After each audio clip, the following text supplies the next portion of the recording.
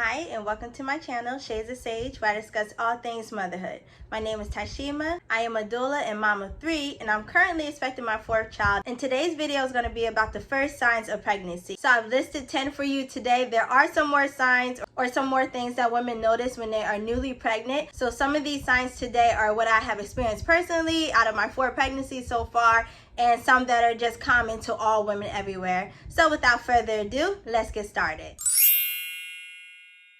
So the first one I wanted to talk about today is food aversion. So for those of you who don't know, if you've never been pregnant before, food aversions is basically not liking the taste or the thought of certain foods, or maybe even foods that you have previously enjoyed. So for me, my first food aversion was eggs and coffee. Not pregnant, I love my eggs, I love my coffee, and I started to notice that eggs just was it was just looking a little weird. I didn't like cracking it, I didn't like scrambling it, I didn't like cooking it, and I hated tasting it. So that was one of my first signs of pregnancy. Again, the same thing with coffee. It started to smell a little bit funny, and that kind of kept me from drinking it. So I wasn't really able to drink coffee my whole first trimester. I am able to drink a little bit of it now, but it still does. Sometimes it just doesn't taste right. So that is one of your first signs of pregnancy, food aversions, which kind of goes along with my next one, which is sensitivity to smells. So basically something that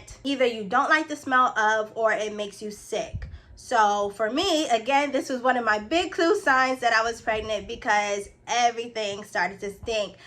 Even my body odor started to stink. Like I said, coffee started to stink, eggs, meats especially. Oh my gosh, I could not eat meats at all because it just smelled nasty.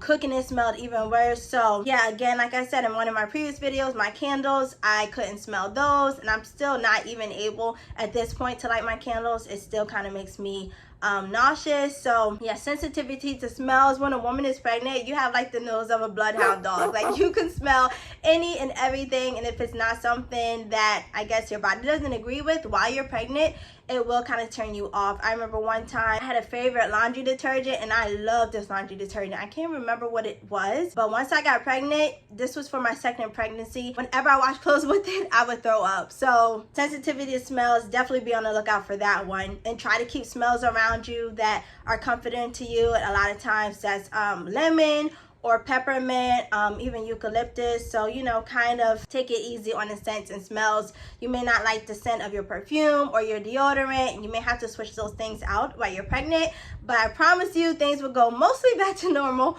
once you deliver. So the next one, the frequent need to pee. And I'm sure every pregnant woman out there can relate with me with this one. It's just unbearable. At times it can be so unbearable. And this is an early symptom of pregnancy. So you may not even know that you're pregnant yet, but you just all of a sudden have to use the bathroom, it seems like every 20 minutes or so. And it gets worse throughout your pregnancy as the baby gets bigger and puts more pressure on your bladder, and it's squeezed, and it's just, yes. So this is one of the fun joys of pregnancy that pretty much is with you from the very beginning to the very end. And don't even get me started on about nighttime sleeping and frequent urge to pee. It's just a mess. But yes, this is one of your first telltale signs that you could be pregnant. So the next one I want to talk about is shortness of breath. And this one, I'm sure also if you've been pregnant before, if you are currently pregnant, you have experienced this. I started to recognize or realize when I was exercising that I was out of breath, and not even doing like really hardcore workouts, even just walking, like walking in place, I would be out of breath more frequently than I normally would have. So I was like, that's a little weird. You know, I haven't slacked off on exercising. I'm actually building strength and building cardio endurance, and yet I felt out of breath. Or like walking up the stairs to take the kids upstairs to go to sleep, or you know, things like that was kind of like So yes, that is a sign of pregnancy. And again, that's one of those signs that sticks with you throughout the whole entire pregnancy. As baby gets bigger and pushes your diaphragm up and your lungs up, you will feel shortness of breath until baby drops, and that's like at the very, very end. If your baby does drop at all, because some babies don't drop until actual labor and delivery. So yeah, another fun symptom of pregnancy is shortness of breath, which let me take a break right now.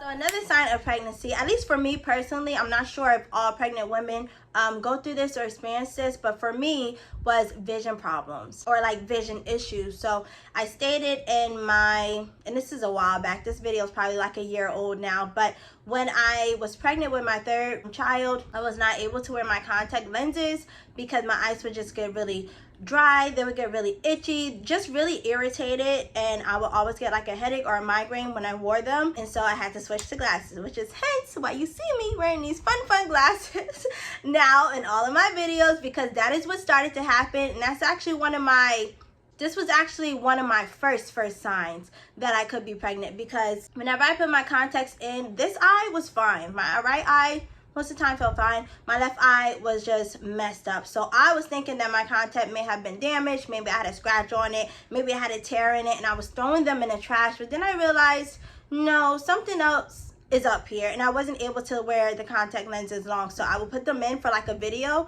or two, and then I would take them out, just because I prefer contacts. I prefer the ease of them, but I have resorted back to wearing glasses because I am unable to wear my contacts right now, which sucks, but that for me was a sign of pregnancy. So the next one, the biggest one probably out of all of these for me, is morning sickness. So yes, I have food aversions, and that kind of was a clue for me, but the morning sickness is undeniable.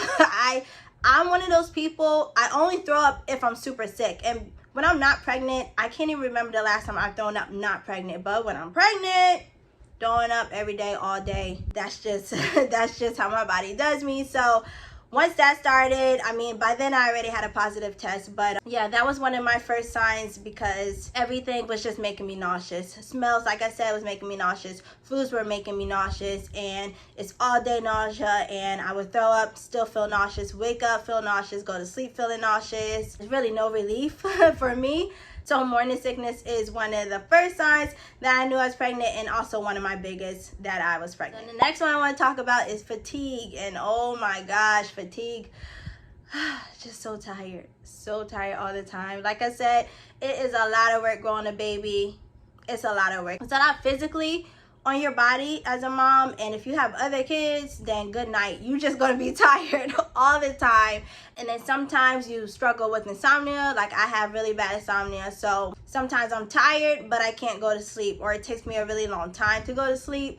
So yeah, fatigue. Just try to get as much rest as you can throughout the day, especially if you're having trouble sleeping at nighttime or getting like good quality sleep at nighttime. But yeah, if you have other kids, this one's kind of hard to get around, but your body is doing a lot. It's going through a lot of different changes, and that does take a lot of energy on your part, so you will feel tired a lot. Like really tired. So definitely take those naps when you can. So the next sign I want to talk about is bloating. Now this is one of those tricky signs, right? Because when we're PMSing, or when our our menstrual cycle is about to come on, we can deal with some of these things that I've already mentioned. So you may just think, well, my period's about to come on, so this is normal. But with pregnancy, it's just a little bit more intense, these symptoms. So you will experience some bloating in the beginning, and it's completely normal and totally just one of the things that happens during pregnancy. Like you may only be 4 weeks or 8 weeks, but look like you are carrying further along in your pregnancy, and it's not actually that the baby's that big yet, or that your uterus has come up that far yet. It's just that there's extra bloating. So when you're pregnant, your body is producing more blood and more water, and holding on actually to a lot more water too. So you will experience some bloating. It kind of goes away, but by the time it goes away, it will actually be your baby bump at that point. So yes, bloating is one of those signs. For me, it was my exercise clothes were kind of not fitting right anymore, and I just noticed like a little pudge. I mean, I have one anyway because I did have a cesarean for my first birth, so I do have a little pudge, but most of the times my stomach is kind of flat. But I noticed that it wasn't. Like it just was like this little little hook here, and I'm like, okay, I'm exercising, I'm eating right, I'm drinking all my water. But yes, that was one of my first signs that I was pregnant. So another sign that you could be pregnant, but another sign also, again, it could be confused as PMS, is sore nipples. So when I say sore nipples, I mean extremely, like I can't even emphasize enough, sore nipples. Like I have no clue how I breastfed 2 children while I was pregnant, because I breastfed my first while I was pregnant with my second, and I breastfed my second while I was pregnant with my third. I don't know how I did it, because this time around, other than the morning sickness, this is like one of my worst symptoms. They are so sore and I feel like I get no relief. So I have to remind my kids throughout the day often to, you know, be gentle with me, you know, because they jump on me and they climb on me and want to hug me and all that stuff. They're really affectionate, but I have to say, be gentle, mommy's boo-boos hurt, you know. So yeah, really extremely sore nipples. If you are pregnant or if you've been pregnant before, let me know in the comments if this has been one of your symptoms. But for me this time, it is almost unbearable. So yes, definitely want to warn you ladies out there, if you haven't been pregnant yet, that this could be a sign of pregnancy. And again, of course, we do experience a little bit of this during PMS. For me, it's not really that bad. Like, it's not really even noticeable, but extremely sore, that was my biggest clue that I was pregnant. And the last clue that you could be pregnant, or that you are pregnant, of course, is a missed period. So if you are having regular cycles, this is easier for you to, you know, notice if you have missed your period or not. If you are on birth control, or if you only have periods irregularly, or only like 4 times a year or something like that, this will be a little bit harder for you to figure out. For me, I am mostly regular, not as regular as I was before I had kids, but I was getting there because I was 1.5 years postpartum from my last birth. So I was getting really pretty regular, like 28 to 29 days, sometimes 30. But yeah, around that like 28th mark, when I was like, maybe I should test, I waited like a day or two just to be sure, and then got my positive test. So yes, obviously a positive test is a sign of pregnancy, except for some rare cases where you can get a positive test and you're not actually pregnant. But yes, a missed period. So if you have a missed period, there are some tests that say they're accurate 2 or 3 days before a missed period, but I wouldn't even, don't even waste your time with that. Wait until your period is actually missed by a day or two, then test. And when you do test, you want to test with first morning's urine. So when you first wake up in the morning, that's when your urine is most concentrated with all of those good pregnancy hormones, and you can test at that time. That's when your test will be most accurate.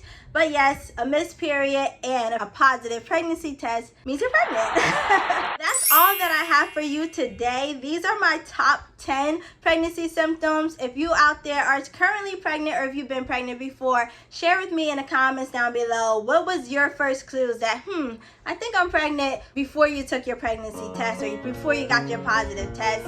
I would love to know. Again, if you are already subscribed, make sure you click on the bell icon so that you get all the latest uploads from me. Thank you so much for watching today. I really appreciate you listening to what I had to say.